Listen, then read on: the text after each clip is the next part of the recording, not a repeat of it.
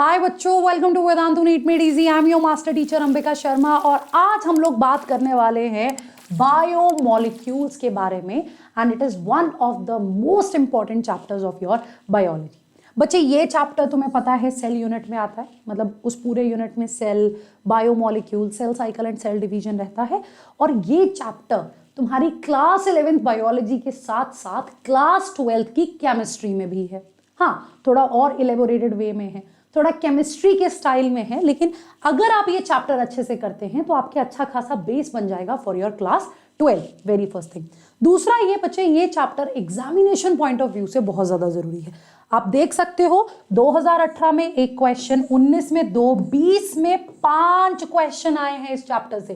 5 question 2021 में 4 and 22 में 3 question आए हैं इस चैप्टर से, राइट 3 क्वेश्चन आए हैं इस चैप्टर से। So all and all we can say that कि हम 2 से 4 क्वेश्चन इजीली इस चैप्टर से एक्सपेक्ट कर सकते हैं। मतलब कम से कम आप सोच सकते हो कि 16 नंबर का तो इस चैप्टर से आएगा ही आएगा।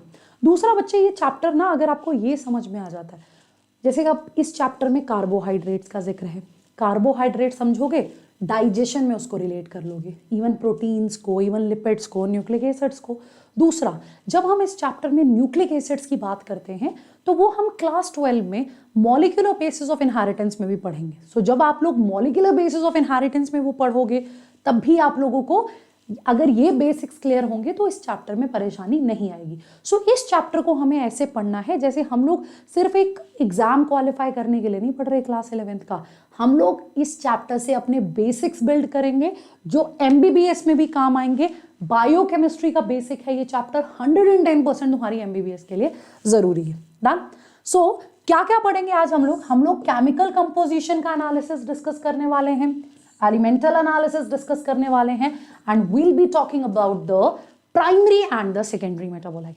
ये चीजें हम लोगों ने आज पढ़नी है, ठीक है। तो मतलब आज एक तरह से इंट्रोडक्टरी सेशन है हमारा। देखिए बच्चे, हमें पता है, अब हम लोग बात करेंगे बहुत बेसिक की, सेल की। किसकी बात करने वाले हैं अब हम लोग बात करने वाले हैं सेल की। सेल क्या है? फटाफट चैट सेक्शन में टाइप करो, व्हाट इज सेल। बहुत बेसिक चीज पूछी है मैंने, सेल क्या है? इसके यूनिट का नाम भी सेल है। क्या है cell? Cell is the basic unit of life. हमने ये अच्छे से पढ़ा है कि below the level of cell there is no independent existence of life. जब भी एक लिविंग ऑर्गेनिज्म की बात होगी सो मिनिमम बेसिक क्या है उसका बच्चे? मिनिमम बेसिक होता है सेल। लेकिन मैम हम सेल की बात कर क्यों रहे हैं? क्या जरूरत है सेल की बात करने की? ये देखो, एक यूकैरियोटिक सेल का एग्जांपल लेते हैं जिसमें हमारे पास सेंटर में है न्यूक्लियस, इधर अगल बगल में है साइटोप्लाज्म, और हमें पता है कि हमारी ना वेरियस सेल ऑर्गेनल्स हमको यहीं मिलने वाली है। पता है ना तुम लोगों को, अलग अलग सेल ऑर्गेनल्स हमको यहीं मिलने वाली है। Just take that example. अब इस सेल में ये क्या है? फटाफट बताना जरा चैट सेक्शन में। ये मैंने एक यूकैरियोटिक सेल बनाया, इस सेल में ये बाहर क्या है? भाई साहब, ये है हमारी plasma membrane. What is it? It is the plasma membrane, isn't it? It is the plasma membrane, isn't it? उसके अलावा ये न्यूक्लियस, राइट, और इसके पास ये आ गया न्यूक्लियोप्लाज्म, नहीं ये आ गया हमारा यहाँ पे साइटोप्लाज्म, ये आ गई मेरे पास यहाँ पर सेल ऑर्गेनल्स। अब आप लोग सोचोगे कि मैम हम तो बायोमोलिक्यूल पढ़ रहे थे तो हमने ये सब कुछ क्यों डिस्कस किया? देखो, इस बेसिक यूनिट ऑफ लाइफ में अगर तुम इस प्लाज्मा मेम्ब्रेन की बात करो ना बच्चे, वो किससे बनी हुई है? लिपिड से। वो बनी हुई है फॉस्फोलिपिड से, राइट। तुम इस साइटोप्लाज्म की बात करो तो इसके पास वाटर भी है, इसके पास न्यूट्रिएंट्स भी है, इसके पास ऑर्गेनिक चीजें भी हैं, इसके पास इनऑर्गेनिक चीजें भी हैं।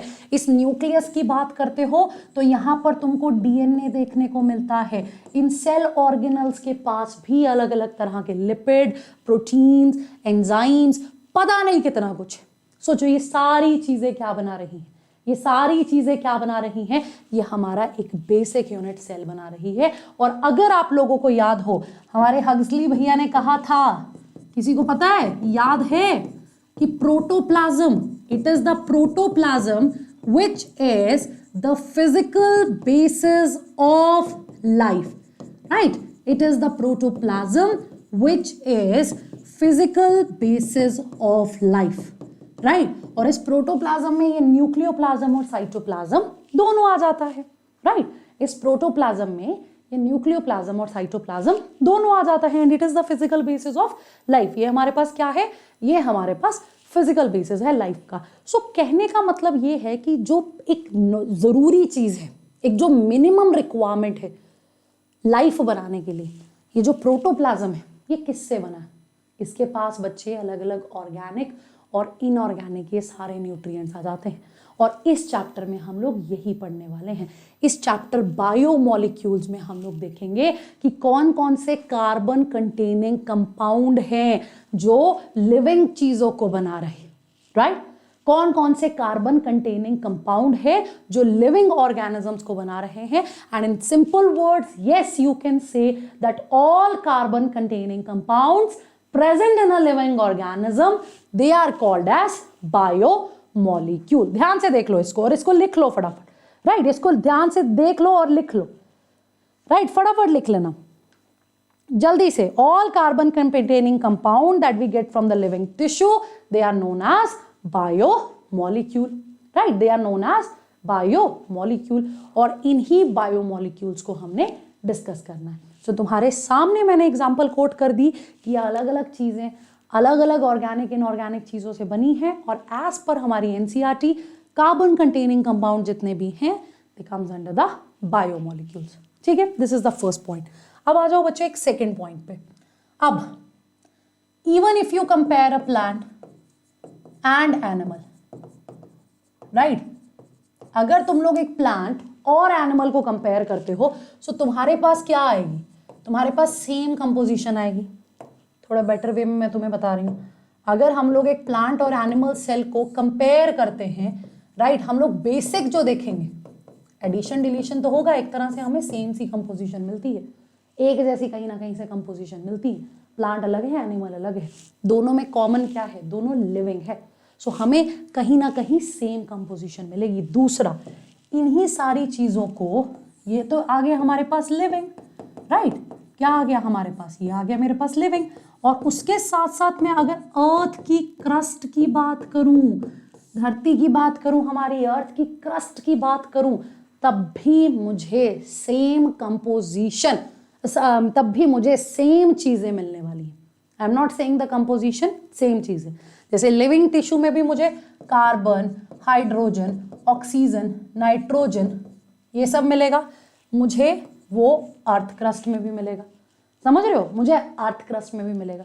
Yes, the composition can vary, मतलब the amount, the quantity can vary, quantity vary कर सकती है कि कार्बन में, इसमें लिविंग टिश्यू में कार्बन की क्वांटिटी अलग है, अर्थ क्रस्ट में अलग है, बट बेसिकली हमको सेम चीजें मिलती हैं।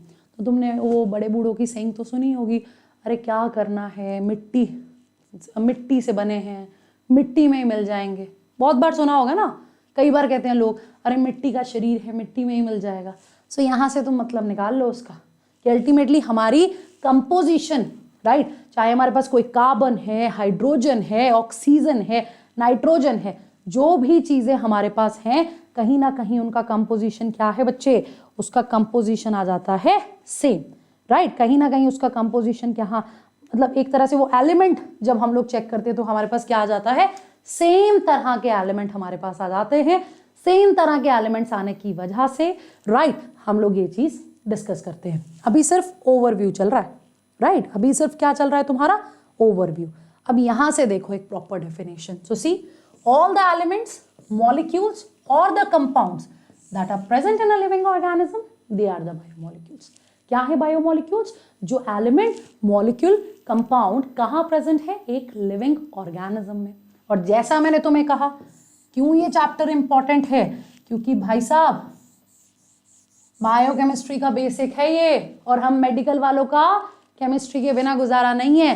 तुम्हारी एमबीबीएस में बहुत तंग करेगा ये। So study of biomolecule, what is it? It is biochemistry. And who is the father of biochemistry?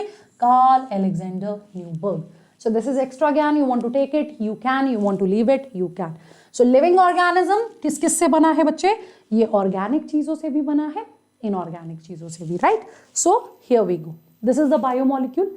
मैंने तुम्हें बता दिया और एनसीईआरटी की लाइन भी बता दी कि all carbon compound in a living tissue, all carbon compound in a living tissue, they are considered as biomolecule, right बच्चे? they are considered as biomolecule।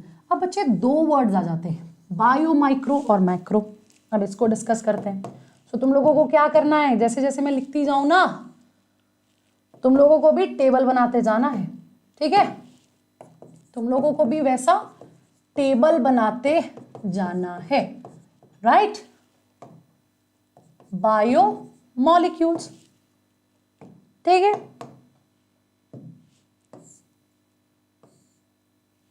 चलिए, सो यहां पे बच्चे हमारे पास दो वर्ड आएंगे, एक आएगा बायो माइक्रोमोलिक्यूल, एक आ जाता है वर्ड, आपने अभी देखा भी है उस फ्लो चार्ट में, बायो मैक्रोमोलिक्यूल। देखा है ना, एक माइक्रोमोलिक्यूल है, एक मैक्रोमोलिक्यूल है। यहां फोकस करो, यहां माइक्रो पर, और इधर फोकस करो जरा मैक्रो पर, समझ रहे हो? यहां फोकस करो माइक्रो पर, यहां फोकस करो मैक्रो पर। माइक्रो माने स्मॉल, मैक्रो माने लार्ज। यहीं से हमें काफी कुछ पता लग जाता है तो ये दोनों बायोमोलिक्यूल। अब इसमें फर्क क्या आ जाता है? फर्क आ जाता है मॉलिक्यूलर वेट का। सो व्हेन यू से बायो माइक्रोमोलिक्यूल, तब हम कहते हैं कंपाउंड्स हैविंग मॉलिक्यूलर वेट। पूरा एनसीईआरटी के वे में याद करेंगे बच्चे, अच्छे से याद हो जाएगा हमें। Compounds having molecular wait in between 18 to 800 Dalton's. लिखो इसे, राइट? लिखो इसे, क्या है ये कंपाउंड है, जस्ट राइट डाउन बच्चे, compound having molecular wait in between 18 to 800 Dalton. या तुम लोग ये लिख लो कि वो कंपाउंड, वो बायोमोलिक्यूल्स जिनका मॉलिक्यूलर वेट 1000 डाल्टन से कम है, उनको हम लोग क्या कह देते हैं? उसको हम लोग बच्चे कह देते हैं बायो माइक्रो मॉलिक्यूल। क्या कह देते हैं बच्चे हम लोग उसको कह देते हैं bio micro molecule. Now come here, यहां है बच्चे मैक्रो। सो मैक्रो माने लार्ज, मतलब वो कंपाउंड जिनका मॉलिक्यूलर वेट ज्यादा है, राइट? वो कंपाउंड जिनका मॉलिक्यूलर वेट ज्यादा है, समझ रहे हो? अब बायो मैक्रो मॉलिक्यूल में तुम्हारे पास क्या आ जाएगा? तुम्हारे पास again compounds having molecular weight, this is important to know बच्चे, लिख लेना इसे, having molecular weight above 10,000 dalton. So कई बार डायरेक्टली ये क्वेश्चन आ जाता है, इसको मिस मत करना कि अरे बड़ा सिंपल सा पॉइंट है, इसको लिख लो, राइट? इसको भी लिख लो। सो यहां पे हमारे पास क्या आ गया? हमारे पास आ गए compounds having molecular wait above 10,000 Dalton, right? So this is the bio micromolecule, this is the bio macromolecule. अब तुम लोग पूछोगे मैम हमें ये कैसे पता लगता है, कैसे हम लोग इसके बारे में जानते हैं किन का मॉलिक्यूलर वेट कम है, किन का मॉलिक्यूलर वेट ज्यादा है? एक बहुत सिंपल सी चीज है बच्चे, जैसे जैसे हम लोग ये चैप्टर पढ़ते जाएंगे, हम लोग कार्बोहाइड्रेट्स की भी बात करेंगे, हम लोग अमाइनो एसिड की भी बात करेंगे, हम लोग लिपिड्स की भी बात करेंगे, प्रोटीन्स की भी बात करेंगे, नाइट्रोजनस बेसिस की भी बात करेंगे। सो धीरे धीरे हमें समझ में आएगा कि माइक्रो की कैटेगरी में कौन है, मैक्रो की कैटेगरी में कौन है। एक चीज हमें पता लग गई है कि हमें मॉलिक्यूलर वेट पर फोकस करना है। क्या पता लग गया है हमें कहाँ फोकस करना है? हमें मॉलिक्यूलर वेट पर फोकस करना है। सो 18 to 800 Dalton bio micromolecule, above 10,000 Dalton bio macromolecule. Clear है? सो अब हम लोग क्या पढ़ने वाले हैं? अब हम लोग बात करेंगे बच्चे केमिकल कंपोजिशन की, ठीक है? उसके बेसिस पर हमारी काफी सारी चीजें क्लियर हो जाएंगी। क्या बात करने वाले हैं हम? Analysis of chemical composition. अब हमने क्या करना है? कोई भी तुम लोग लिविंग टिश्यू ले लो, कोई भी लिविंग टिश्यू, कोई भी, हम लोग प्लांट मटेरियल ले सकते हैं, हम लोग एनिमल मटेरियल ले सकते हैं। लेट्स से तुम लोगों ने मेरे चिंटू का लिवर ले लिया। ठीक है, चिंटू अच्छा नहीं था, चिंटू अपना लिवर खराब कर रहा था, सो हम लोगों ने चिंटू का लिवर ले लिया। अब हम इसको क्या करेंगे, हम लोग जैसा होता है ना गाँव में देखा होगा, ऐसे शहरों में भी ऑब्वियसली ऐसे पीसने वाली चीज़ें, मोटर एंड पैसल कहते हैं हम लोग उसको, मोटर एंड पैसल, जिसमें चीज़ें पीटते हैं ऐसे, कई बार अदरक या कुछ, समझ रहे हो। सो हमने ये लिविंग टिश्यू को यहाँ डाला और इसकी हमने पिटाई की, लेकिन उससे पहले हमने यहाँ पे क्या डाल दिया, हमने ऐड कर दिया ट्राइक्लोरोएसिटिक एसिड। क्या ऐड किया बच्चे हमने इसमें, ट्राइक्लोरोएसिटिक एसिड। दोबारा सुनो, तुमने क्या उठाया, तुमने लिविंग टिश्यू लिया, वेरी फर्स्ट स्टेप में हमने उसको क्या किया, लिविंग टिश्यू को ये मोटर और पैसल में हमने डाल दिया और उसके साथ साथ डाल दिया ट्राइक्लोरोएसिटिक एसिड। अब हम इसको पीसने वाले हैं, लेकिन यहाँ पे एक और चीज पे फोकस करो, क्या वर्ड है, ट्राइक्लोरोएसिटिक एसिड। सबसे पहले तुम्हें क्या पता होना चाहिए, किसका फॉर्मूला, एसिटिक एसिड का। मैंने भी ऐसे ही याद किया है, तुमने भी ऐसे ही याद करना है, जैसे मैंने याद किया है तुमने भी वैसे ही याद करना है। Trichloroacetic acid, this is the formula of acetic acid, समझ रहे हो, this is the formula of acetic acid. CH3COOH, CH3COOH। सो इस H3 को हटाओ और इसकी जगह 3 क्लोराइड लगा दो। ठीक है, H3 को हटाओ, उसकी जगह 3 क्लोराइड लगा दो। अब ये क्या बना, ट्राइक्लोरोएसिटिक एसिड। ऐसे ही दिया होगा एनसीईआरटी में। ठीक है, नहीं भी दिया है तो इसको लिख लो। अब क्वेश्चन ये आ जाता है कि मैम हमने ना ट्राइक्लोरोएसिटिक एसिड क्यों ऐड किया, क्या जरूरत है इसको ऐड करने की। कई बार बच्चे मुझसे पूछते हैं मैम ट्राइक्लोरोएसिटिक एसिड ही क्यों, क्योंकि बच्चे ये क्या करता है, ये ट्राइक्लोरोएसिटिक एसिड ये प्रेसिपिटेट करता है। ये जितने भी मैक्रो मॉलिक्यूल्स होते हैं, जितने भी लार्ज मॉलिक्यूलर वेट वाले मैक्रो मॉलिक्यूल्स होते हैं, उनको प्रेसिपिटेट आउट कर देगा, उनके प्रेसिपिटेट्स बना देगा। सो लार्ज मॉलिक्यूलर वेट के लिविंग ऑर्गेनिज्म में एग्जांपल्स हैं तुम्हारे पास, तुम्हारा डीएनए हो गया, तुम्हारा न्यूक्लिक एसिड, कोई प्रोटीन हो गया, कोई पॉलीसेकेराइड हो गया। 1 बाय 1 करेंगे, उसकी एग्जांपल्स तुमको समझ में आ जाएंगी। सो हमने क्या लिया, एक लिविंग टिश्यू लिया हमने, चाहे तुम एनिमल मटेरियल लो चाहे प्लांट मटेरियल, तुमने उसको मोटर पैसल में डाला, ट्राइक्लोरोएसिटिक एसिड ऐड किया। क्यों किया, क्योंकि ये क्या कर देता है, it precipitates out large biomolecules, या फिर in simple words it precipitates out macromolecules. Okay,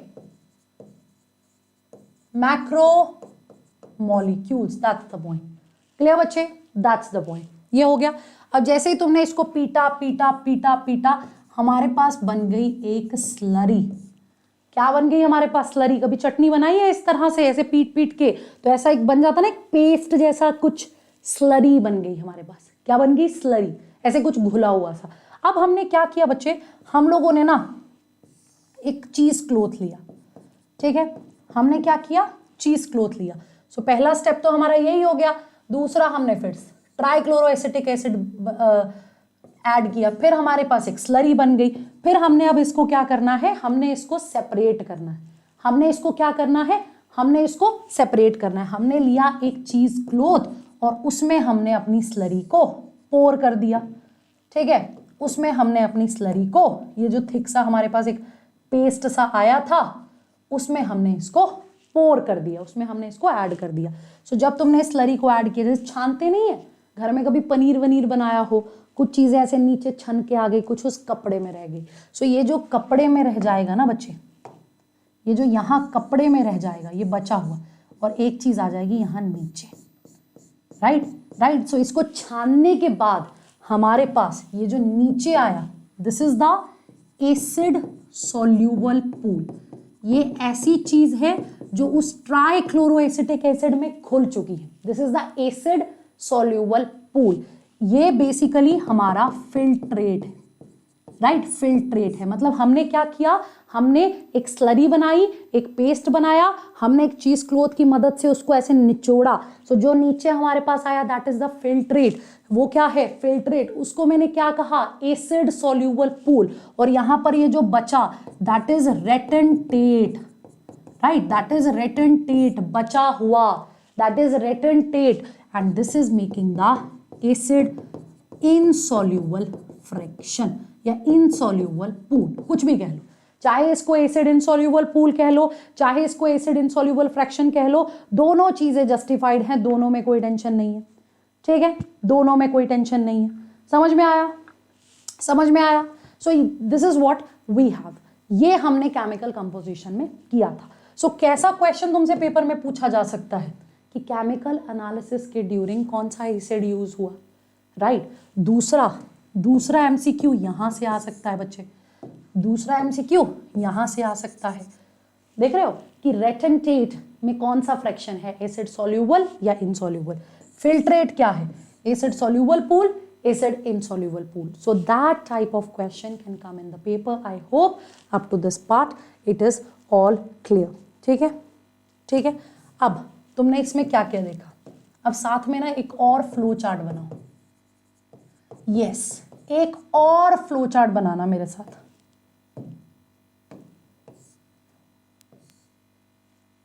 जल्दी से, ठीक है।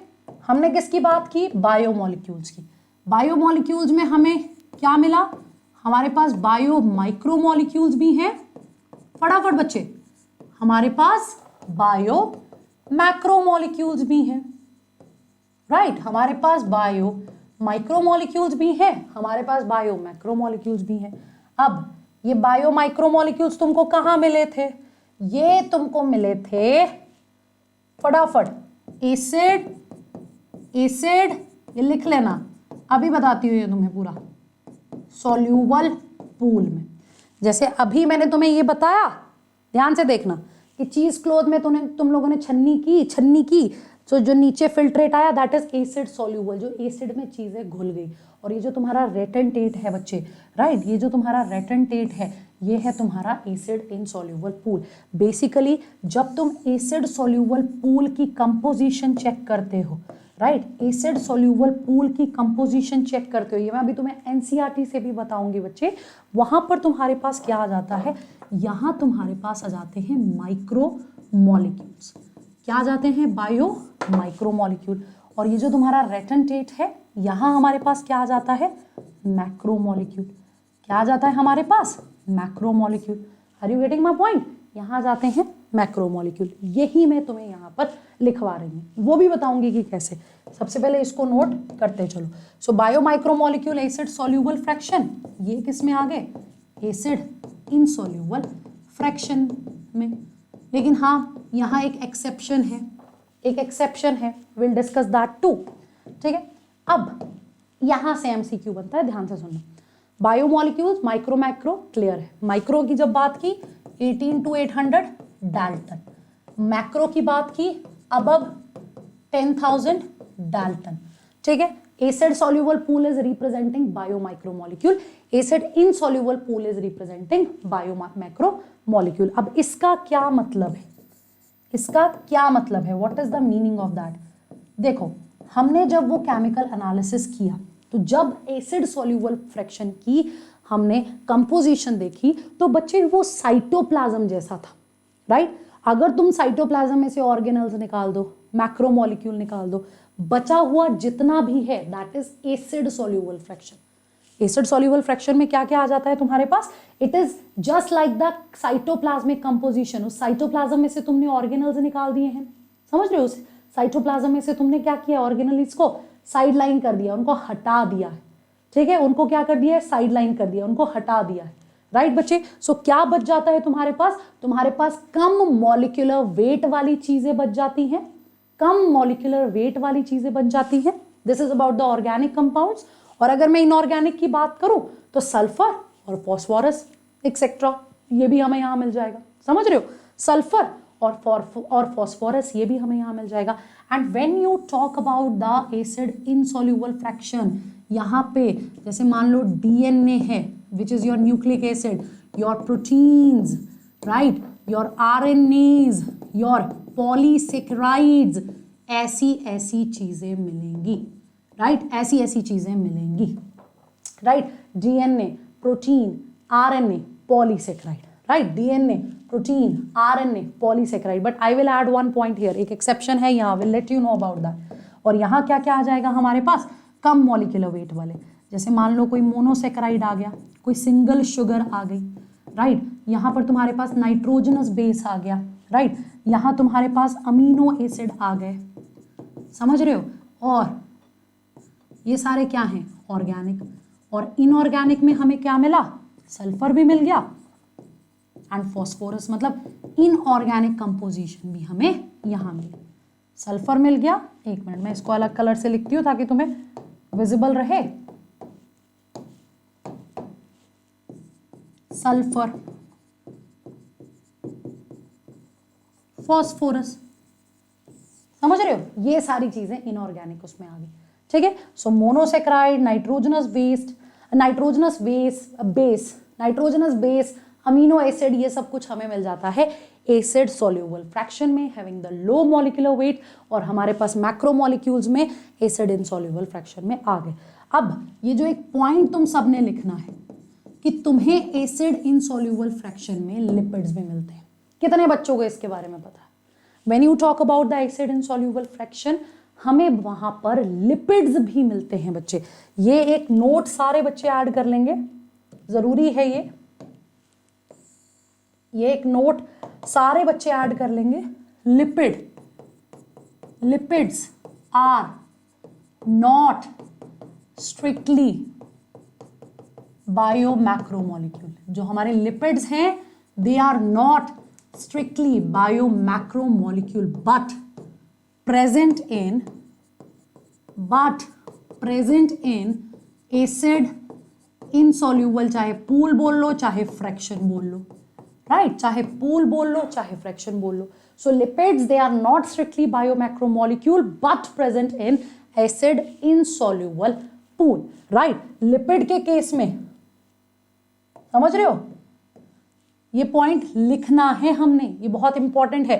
Being bio micromolecule still they are in acid insoluble pool, वो क्यों, वो मैं अभी तुम्हें बताऊंगी, बट ये एक स्पेशल नोट लिख लो, राइट। इंपॉर्टेंट इट इज, यहां से एमसीक्यू आराम से फ्रेम हो सकता है, तुमसे पूछा जा सकता है कि lipids what are they, biomicromolecule, where are they present, they are present in the acid insoluble fraction. क्यों, अभी बताती हूं। जब तुम लोग बच्चे लिपिड्स की बात करते हो ना, लिपिड्स के केस में उनका मॉलिक्यूलर वेट है लेस देन 800 डाल्टन। कितना है, less than 800 dalton, but they are insoluble, right, they are insoluble in water.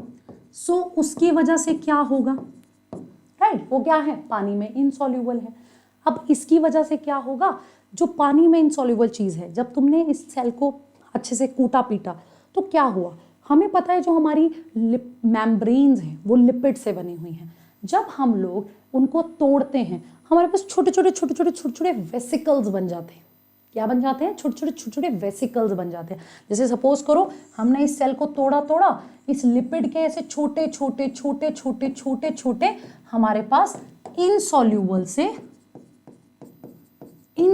से वेसिकल्स बन जाएंगे, right. So they are insoluble in water, ये नहीं जाएंगे एसिड सॉल्यूबल पूल में, और ये कहाँ रह जाएंगे, ये रह जाएंगे तुम्हारे एसिड इनसॉल्यूबल फ्रैक्शन में। कहाँ रह जाएंगे ये तुम्हारे एसिड इनसॉल्यूबल फ्रैक्शन में। I hope it is clear to you.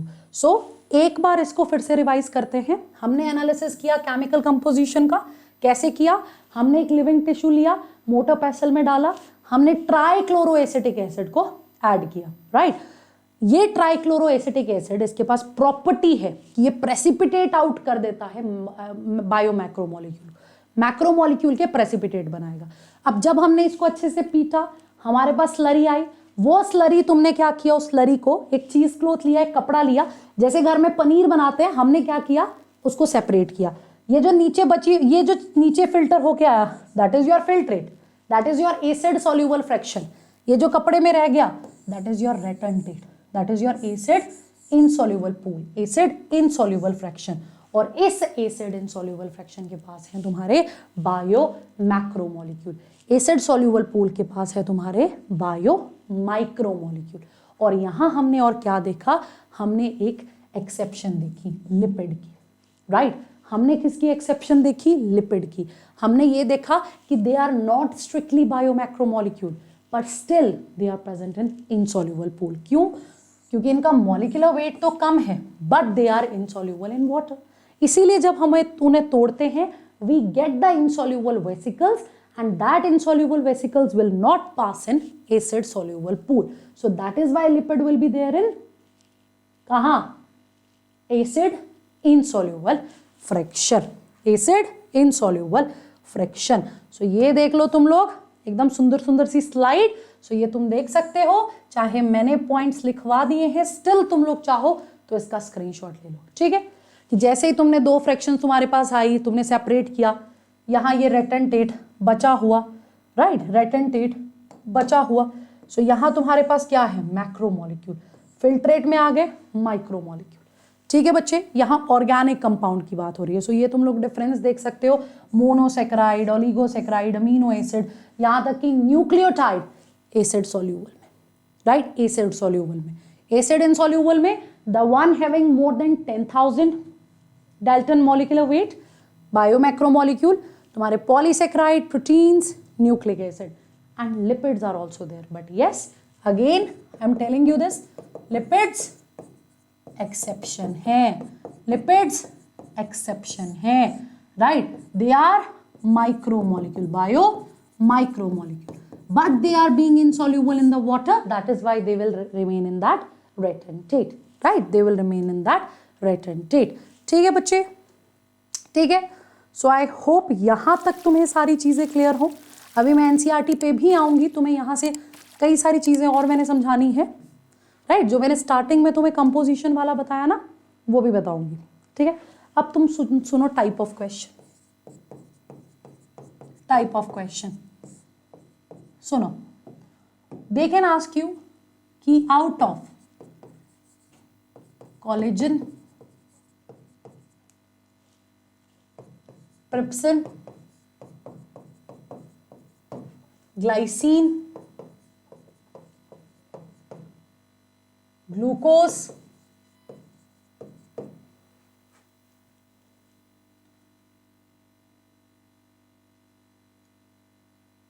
aspartic acid, cellulose,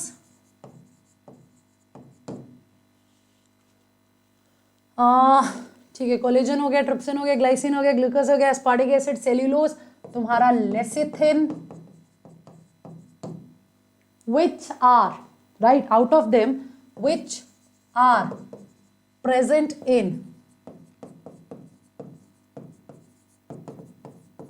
acid soluble pool and in acid insoluble pool।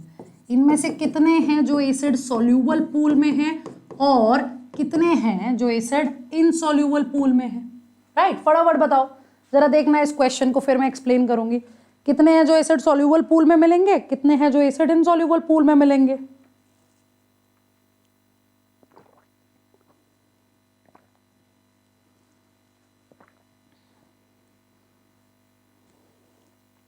जल्दी जल्दी जल्दी,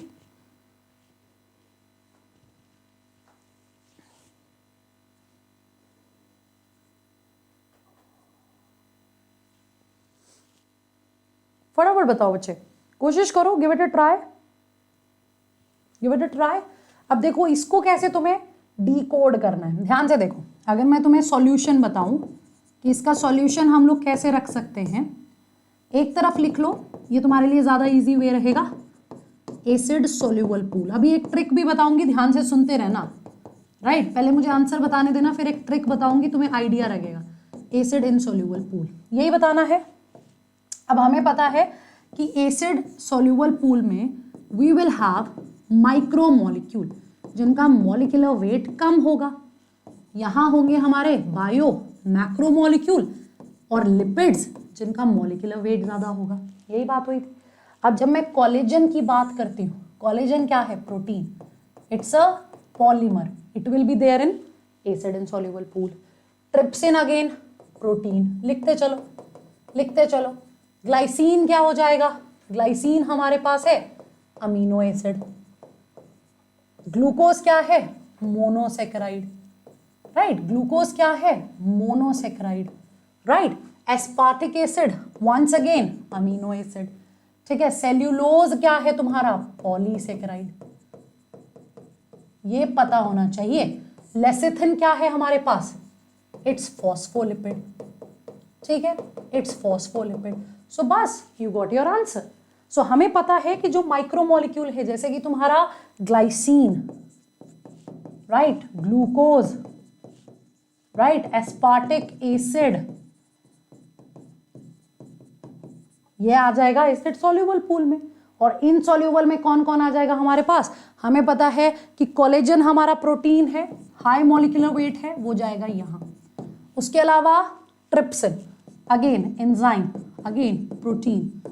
देन लेसिथिन, क्योंकि ये लिपिड है, वाटर इनसॉल्युबल है, सो ये यहां आ जाएगा। सो ऐसे क्वेश्चन पेपर में फ्रेम हो सकते हैं, ऐसे क्वेश्चन तुम लोगों से आराम से पूछे जा सकते हैं। सो ये वाले पार्ट को अपने माइंड में एकदम क्लियरली रखना और इस वाले पार्ट को अच्छे से सॉल्व करना, ठीक है। ठीक है बच्चे, अब ये तो था तुम्हारा chemical analysis of chemical composition. अब तुम्हें पता है एक और एनालिसिस भी है, कितने बच्चों को पता है? ये तो हमारे पास था एनालिसिस ऑफ केमिकल कंपोजिशन, लेकिन हमारे पास एक और एनालिसिस भी है जिसको हम लोग क्या कहते हैं? जिसको हम लोग कहते हैं बच्चे elemental analysis, right, elemental analysis. ये तो हमने पूरा केमिकल कंपोजिशन को देखा। हमारे पास एक और क्या आ जाता है? हमारे पास आ जाता है एलिमेंटल एनालिसिस। क्या आ जाता है? एलिमेंटल एनालिसिस, ठीक है बच्चे। उसके लिए हमें क्या करना है? हमें लेना है लिविंग टिश्यू। हमें क्या लेना है? एक लिविंग टिश्यू। मतलब यू कैन टेक एनीथिंग, कोई पत्ता ले सकते हैं हम, लिवर ले सकते हैं। फिर हमने उसको क्या करना है? लिविंग टिश्यू हमने ले लिया, हम उसका वेट चेक करेंगे। और ये कौन सा वेट होगा? ये होगा वेट वेट। क्यों? क्योंकि अभी इसमें पानी प्रेजेंट है। लेट्स से तुमने कोई भी लिविंग टिश्यू ले लिया, कोई भी लिविंग टिश्यू ले लिया, तुमने लीफ ले लिया, तुमने लिवर ले लिया, कोई भी पार्ट ले लिया, तुमने उसको वे किया, तुमने उसका वेट चेक किया, that is going to be the wet wait. Wait weight मतलब अभी भी इसमें पानी है। फिर हम लोग क्या करेंगे?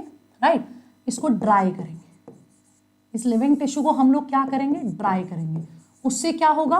ऑल वाटर इवेपोरेट, सारा पानी इवेपोरेट हो जाएगा। फिर तुमने क्या किया? फिर तुमने उसको दोबारा वेट चेक किया। सो जब तुमने उसका दोबारा वेट चेक किया, then it is going to be the dry weight. ये क्या आ जाएगा मेरे पास? Dry wait. क्यों? क्योंकि सारा पानी उड़ गया, all the water will evaporate, dry weight आ गया। अब यहाँ पर पॉइंट है क्या? मैं तुम्हें कहना क्या चाह रही हूँ? What am I trying to say? Living tissue मैंने तुम्हें बता दिया, उसका वेट बता दिया, वो हो गया वेट वेट। उसके बाद जब हमने उसे ड्राई किया, सारा पानी इवेपोरेट हो गया, वाटर तुम्हारा वेपर्स की फॉर्म में निकल गया। फिर हमने उसका वेट किया, वो आ गया ड्राई वेट। उसके बाद हम लोग इसको क्या करेंगे? बर्न करेंगे, हम लोग इसको जलाएंगे। जलाएंगे, उससे क्या हो जाएगा? उससे क्या हो जाएगा? CO2, right, CO2। हाँ, इसके बाद क्या हो जाएगा? जितना भी तुम्हारा कार्बन कंपाउंड है, मतलब कि तुम्हारी जो कार्बन डाइऑक्साइड है, राइट, एंड जो तुम्हारा बचा हुआ वाटर है, वो सारे का सारा निकल जाएगा, राइट। हमने उसको पूरी तरह से जलाया, जितना भी कार्बन कंपाउंड है, राइट, जितना भी कार्बन कंपाउंड है, all the carbon compound, all the carbon compound, वो क्या करेगा? What will happen here? हमने इसको बर्न किया, जलाया, all the carbon compound will be oxidized. It will be oxidized. It will be oxidized to CO2 and जो बचा हुआ हल्का फुल्का पानी है वो पूरी तरह से गया। सो जैसे ही सारा कार्बन कंपाउंड उड़ गया, जैसे ही सारा कार्बन कंपाउंड गया, हमारे पास बचती है ऐश। ऐश्वर्या राय वाली ऐश नहीं, खाक, राख। क्या बचती है हमारे पास? खाक, राख। और इसमें सारे के सारी इनऑर्गेनिक कंपोजिशन आ जाएगी, राइट। ये हमारी क्या रिप्रेजेंट कर रही है? ये सारे का सारा हमारे एलिमेंट्स को रिप्रेजेंट कर रही है। ये किसको रिप्रेजेंट कर रही है? इनऑर्गेनिक कंपोजिशन को। नो डाउट वो कुछ कुछ हमें एसिड सॉल्यूबल पूल में मिलती ही है। सो यहाँ पर जैसे कि तुम्हारा कैल्शियम, मैग्नीशियम, ये सारी चीजें हमें यहाँ पे मिल जाएंगी, राइट। ये सारी चीजें हम लोगों को यहाँ पर मिल जाएगी। सो ऐश में क्या आ जाएगा, तुम्हारे इनऑर्गेनिक एलिमेंट्स आ जाएंगे, जैसे कि कैल्शियम हो गया, जैसे कि मैग्नीशियम हो गया। सो ये हमारा क्या है, ये है हमारा एलिमेंटल एनालिसिस, ठीक है, ठीक है। ये क्या है हमारा एलिमेंटल एनालिसिस। जो पीछे किया हमने वो है केमिकल एनालिसिस। सो इसी के बेसिस पर चेक किया जाता है कि बेसिकली लिविंग बॉडी में क्या क्या है, राइट। ऑर्गेनिक चीजें कौन कौन सी हैं, इनऑर्गेनिक चीजें कौन कौन सी हैं, फर्स्ट थिंग। सेकेंडली बच्चे, तुम अर्थ क्रस्ट और लिविंग टिश्यू को जब कंपेयर करते हो, कार्बन, हाइड्रोजन, ऑक्सीजन, नाइट्रोजन, यही सारी चीजें मिलेंगी। Yes, their quantity can vary, amount vary कर सकता है, लेकिन यही सारी चीजें मिलती हैं। सो इन सारे टॉपिक्स को अपने माइंड में रखना। एक बार दोबारा से मैंने बता दिया, हमने स्टार्टिंग कैसे की थी, हमने स्टार्टिंग की थी बिल्कुल बेसिक से, राइट, कि बायोमोलिक्यूल्स होते क्या है। फिर हमने किसकी बात की, हमने बायो, माइक्रो और मैक्रो मॉलिक्यूल्स की बात की, ठीक है। फिर हमने किसकी बात की, केमिकल कंपोजिशन के एनालिसिस की बात की। फिर हमने किसकी बात की, ये फ्लो चार्ट बनाया, जिससे हमें आइडिया लग गया कि एसिड सॉल्यूबल फ्रैक्शन किस में है, एसिड इनसॉल्यूबल फ्रैक्शन किस में है। फिर उसके बाद हमने क्या बात की कि lipids, they are basically bio micro molecule, but किस में मिलेगा, एसिड इनसॉल्यूबल पूल में। क्यों, क्योंकि ये पानी में नहीं घुलता, ठीक है, ठीक है। सो डिफरेंसेस की, बाकी मैंने तुम्हें ये क्वेश्चन प्रैक्टिस करवाया, and then the elemental analysis, then what, then the elemental analysis. This is what we have done. अब आ जाओ थोड़ा सा हमारी एनसीईआरटी दीदी पर, आ जाओ जरा, मेन पॉइंट्स हाईलाइट करवाऊंगी, सारे नहीं। यही पढ़ाया मैंने तुम्हें कि लिविंग ऑर्गेनिज्म की डाइवर्सिटी है ना, लेकिन सारे लिविंग ऑर्गेनिज्म, हमारे सारे लिविंग ऑर्गेनिज्म किससे बने हैं, सेम तरह के केमिकल से बने हैं। कैसे बने हुए हैं बच्चे, सेम तरह के केमिकल से बने हुए हैं। जैसे केमिस्ट्री में हम एलिमेंटल एनालिसिस पढ़ते हैं, चाहे तुम एक प्लांट ले लो, चाहे तुम एक एनिमल ले लो, चाहे तुम एक माइक्रो ऑर्गेनिज्म ले लो, डिस्कस किया ना, सबके पास कार्बन, हाइड्रोजन, ऑक्सीजन, नाइट्रोजन, यही सब मिलेगा, right. You are going to get that, right. और कुछ और चीजें भी, and their respective content per unit mass. Same analysis तुमने अर्थ क्रस्ट पे किया, which is a non living matter, again will get the similar list. So दोनों में डिफरेंस क्या है, ये सारी चीजें हम लोगों ने की, हमने अबंडेंस देखी। यहां से एमसीक्यू आ सकता है, ध्यान से सुनना। All the elements present in a sample of earth crust are also present in living tissue. तो मिट्टी में मिट्टी वाला पॉइंट जस्टिफाइड, मिट्टी में मिट्टी वाला पॉइंट जस्टिफाइड। सो एक क्लोजर एग्जामिनेशन से हमें पता लगा कि कार्बन और hydrogen, right, carbon and hydrogen with respect to other element is higher in any living organism than in earth crust. So ये हमारा एक potential MCQ वाला statement है। So no doubt हमें यही चीजें मिलेंगी, लेकिन when it comes to the living tissue, बच्चे ऐसे बनते हैं नोट्स, इस तरह से तुम लोगों ने नोट्स बनाने हैं। When it comes to the living tissue, carbon, hydrogen more, right, as compared to the non-living tissue. Proper ही लिख देती हूँ, गड़बड़ मत करना। Carbon, hydrogen more in living organism, right, they are more in living organisms than earth's crust, right, earth की crust से। लिख लिया, लिख लेना, क्योंकि यहां से हमारा MCQ आ जाएगा, फाइन, यहां से हमारा MCQ आ जाएगा, ठीक है।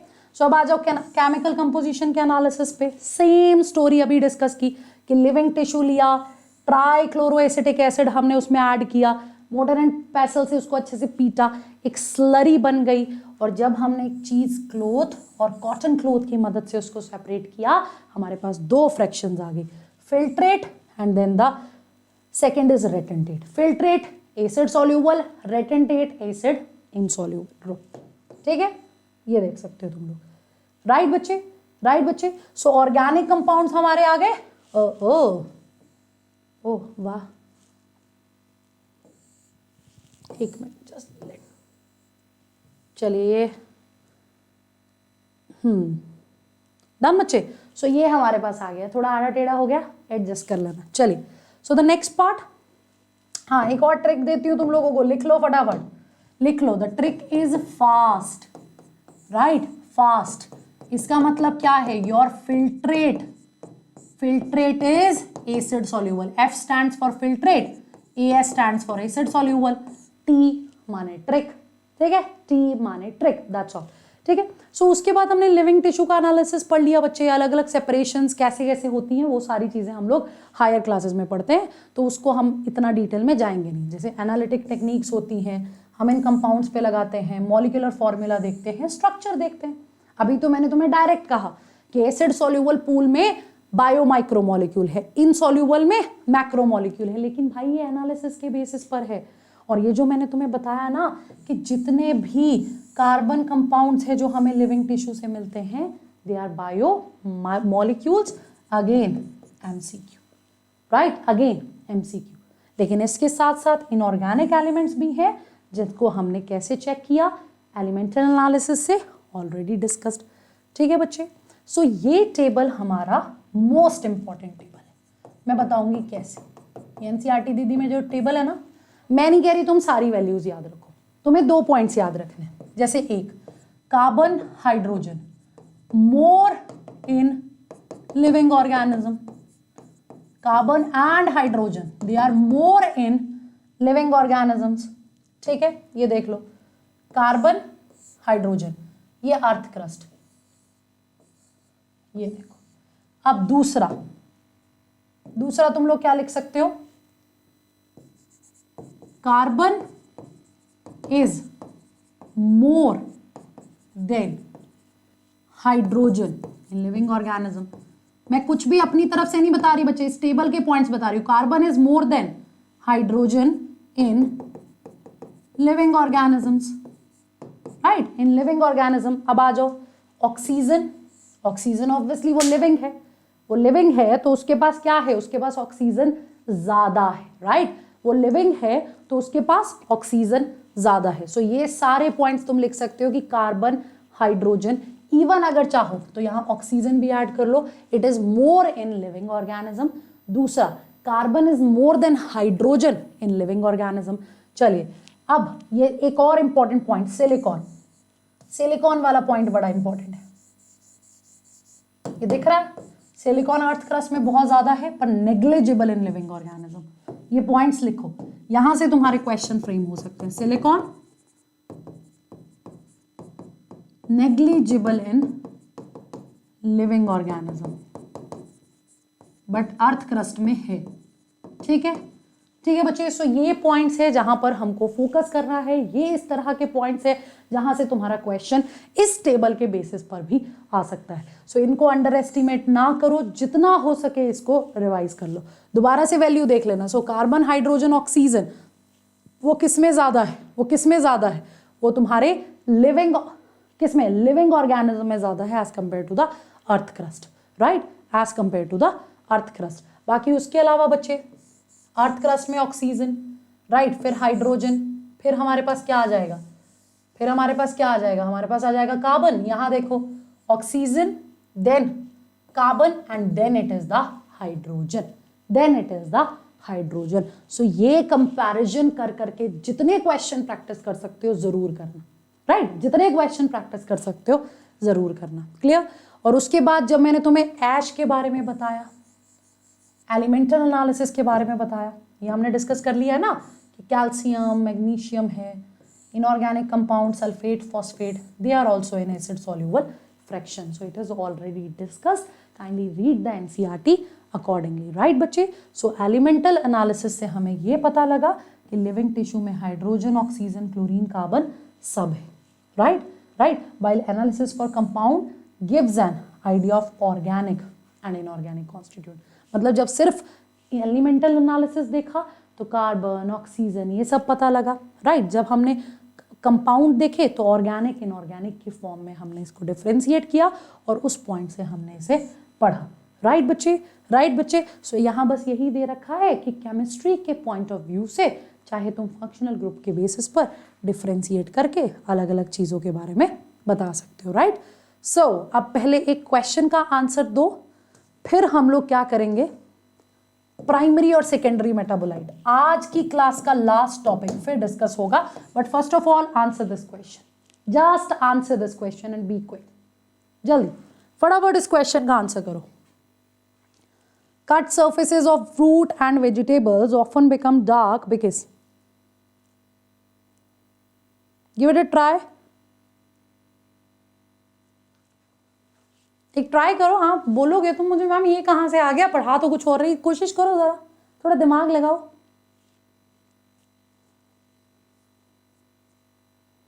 एम्स का क्वेश्चन है, ऐसे ही सोचा थोड़ा थ्रिल हो जाएगा, पूछ लूं।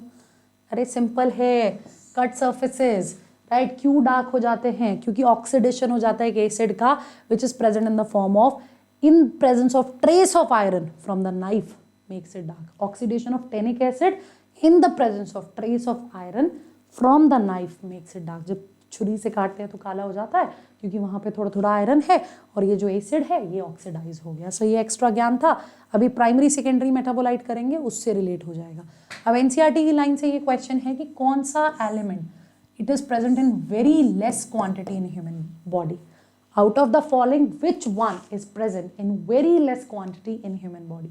human body में सबसे कम क्वांटिटी में कौन सा प्रेजेंट है? जल्दी, give it a try, yes, give it a try. of course out of the following it is the sulfur.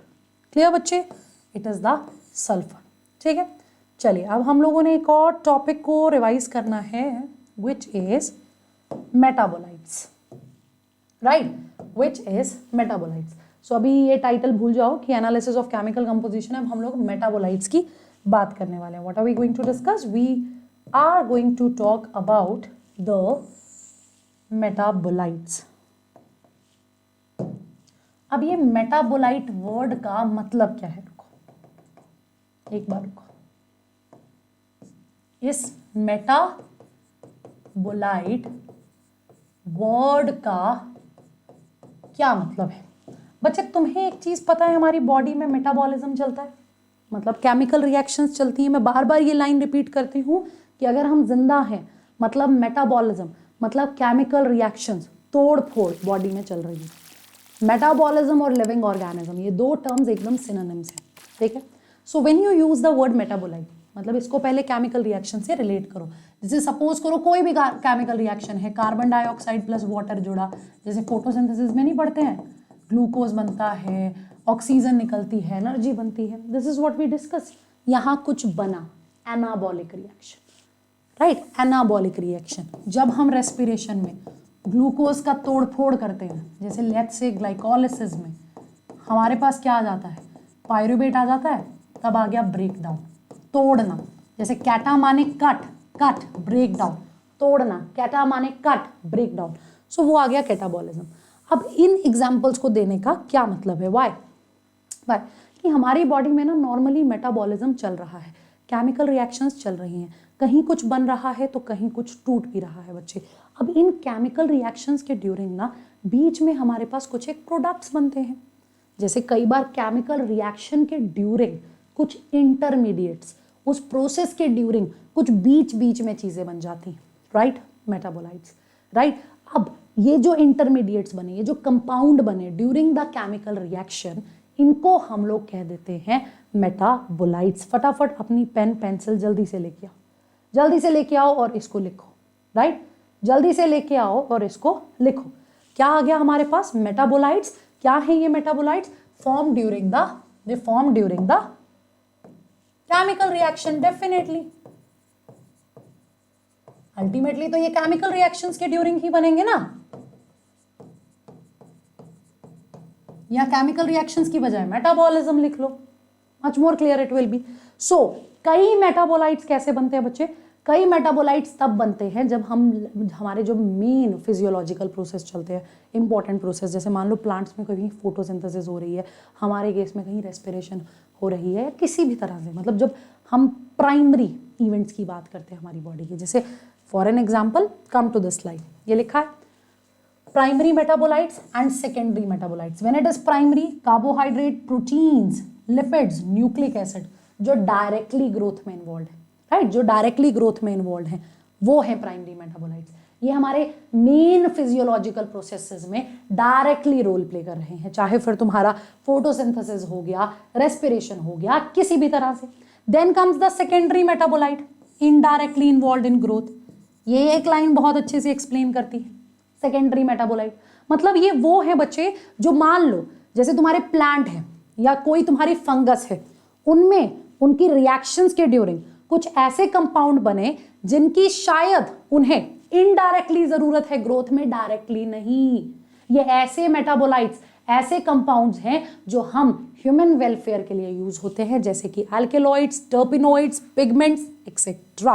Right, alkanoids, terpenoids, pigments etcetera. ये देखो यहां आ जाओ, ठीक है, ठीक है। सो कौन कौन से है तुम्हारे primary metabolite? Protein, carbohydrate, fats, nucleic acid.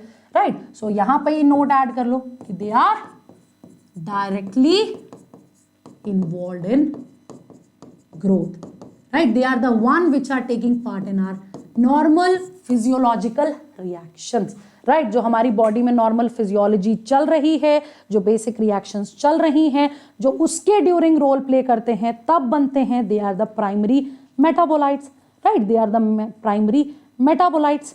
समझ में आया? समझ में आया? So why they are primary metabolites? Because they are playing role in the, they are the part of the primary metabolism, right? ये भी लिख लो।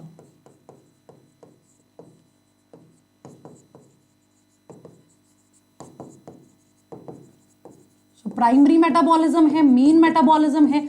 जैसे बॉडी की कोई भी फिजियोलॉजिकल रिएक्शन चल रही है, चाहे कोई प्लांट में फोटोसिंथेसिस हो रहा है, हमारे में रेस्पिरेशन हो रहा है, इस तरह की चीजों में। सो ये आ गए primary metabolites. And when it comes to the secondary, so वहां पर क्या है? कई pigments, drugs, gum, rubber, toxins, alkaloid, essential oils, ये सब है। सो सेकेंडरी मेटाबोलाइट्स में, let me write down the definition here. Secondary metabolites जैसे plants, fungus and some microbes form it, right? They form it, right? और उसके साथ साथ एक पॉइंट और लिख लेना, मैं यहीं पे लिख देती हूं, not indirectly involve in growth, that will be better.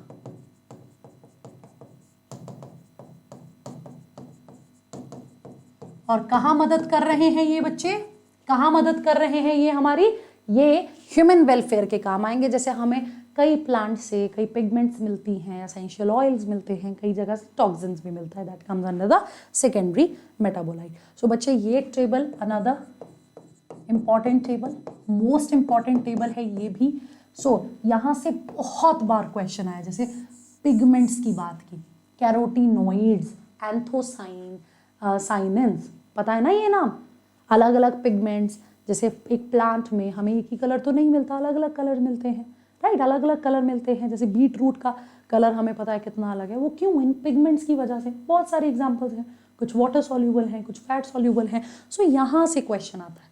अब alkaloids, again the secondary metabolite, हमारे ह्यूमन वेलफेयर के काम आएगा, डायरेक्टली प्लांट के या उस पर्टिकुलर माइक्रोब के या उस पर्टिकुलर फंगस के मेटाबॉलिज्म में कोई रोल, उसके ग्रोथ में कोई रोल नहीं प्ले कर रहा डायरेक्टली। सो मॉर्फिन, मॉर्फिन पता है ना, it's a pain reliever, it's analgesic, right? ये क्या है? Pain reliever.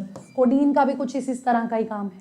फिर टर्पिनोइड्स, मोनोटर्पीन्स, डाइटर्पीन्स, ऑयल में लेमन ग्रास ऑयल, टॉक्सिन्स में एब्रिन, रिसिन, राइट? लेक्टिन्स में कॉन कैनावेलिन ए, ड्रग्स में वेनब्लास्टिन, कुरकुमिन, पॉलीमेरिक सब्सटेंसेस में रबर, गम्स एंड सेल्यूलोज। सो ये तुम्हारे पास एग्जांपल्स हैं सेकेंडरी मेटाबोलाइट्स की। सो अगेन क्वेश्चन आ जाएगा, तुमसे पूछा जाएगा out of the following which one is the alkaloids, ठीक है? सो ए बी सी डी दे के भी डायरेक्टली पूछा जा सकता है, या 4 नाम लिख के ऑप्शन में कॉम्बिनेशंस बना के इनमें से कौन कौन से है वो भी पूछा जा सकता है एक, ठीक है? एसेंशियल ऑयल बहुत ईजी है, lemon grass oil direct.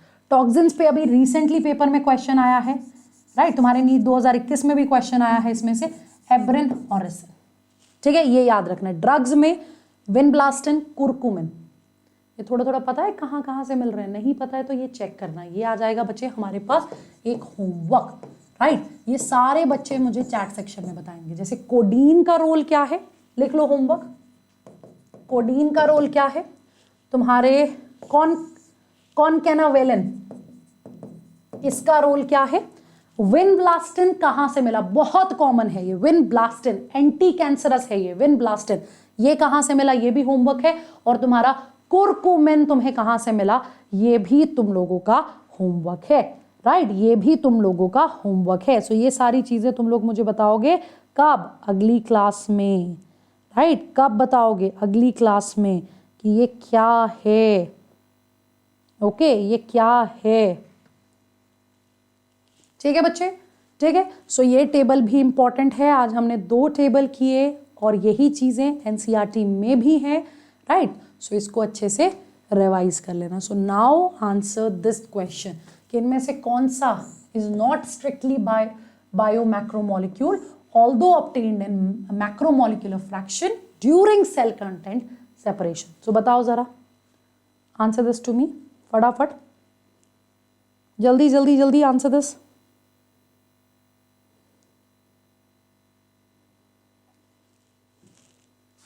So what is the correct answer here, कौन सा स्ट्रिक्टली मैक्रोमोलिक्यूल नहीं है लेकिन स्टिल मैक्रोमोलिक्यूलर फ्रैक्शन माने एसिड इनसॉल्युबल फ्रैक्शन में मिलता है, वो आ गया हमारा कौन, लिपिड्स, राइट, लिपिड्स। चलो, सो इसमें से primary metabolite, all of the following are primary metabolite except, इनमें से सारे प्राइमरी मेटाबोलाइट है एक को छोड़ के, कौन है वो एक, कौन है वो एक, very easy, exactly pigments, they are the secondary metabolite, right बच्चे। so that's all for today, so thank you so much। so comment जरूर बताना हमें, और yes तुम्हारा होमवर्क कोडीन क्या है, right, तुम्हारा विनब्लास्टिन, कुरकुमिन कहाँ कहाँ से मिला या क्या प्रॉपर्टी है ये तुम लोग बताने वाले हो, दैट इज योर होमवर्क। और तुम्हें इन्हीं टेबल्स को याद रखना है। एक टेबल को मैंने तुम्हें बता दिया किस किस तरह के क्वेश्चन आते हैं, मैं नहीं कह रही हूँ कि तुम कंपोजिशन को एकदम अपने माइंड में रखो कि कार्बन इतने % है और हाइड्रोजन इतने % है, याद कर सकते हो वेरी गुड, नहीं याद कर सकते स्टिल इट्स फाइन, लेकिन उसके पॉइंट्स जरूर बताओ। जैसे सिलिकॉन लिविंग बॉडी में नेग्लिजिबल है, अर्थ क्रस्ट में बहुत ज़्यादा है, इस तरह के, राइट। सो कमेंट सेक्शन में ज़रूर बताना कि तुम्हें कितना पार्ट अच्छे से याद हो गया है, कहाँ प्रॉब्लम आ रही है। सो अगली क्लास में उसको डिस्कस करेंगे। So till then take care, bye bye, thank you so much.